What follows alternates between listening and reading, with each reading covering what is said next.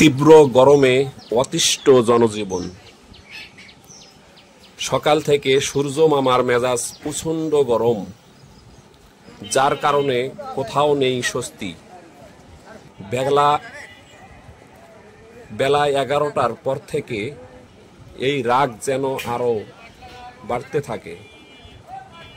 এক কথায় জ্যৈষ্ঠ মাসের কাঁঠাল পাকা গরম সারা বাংলাদেশ জুড়ে। একেই তো ছুটি, এর মাঝে তীব্র গরম, এর প্রভাব পড়েছে জনজীবনে। কোথাও তাপমাত্রা 37 ডিগ্রি, কোথাও কোথাও আরো বেশি। এমন পরিস্থিতিতে সব থেকে দুর্ভোগে শ্রমজীবী মানুষ। এই রোদ গরমের মধ্যে কিভাবে আমরা চলবো? যে তাপমাত্রা, আমরা গাড়ি না চালালে কি করে খাবো? বছরে কি দেবো? রোদ গরমে যে পরিস্থিতি, এই গাছতলে বসে থেকে আমি কিছু স্বস্তি পাচ্ছি।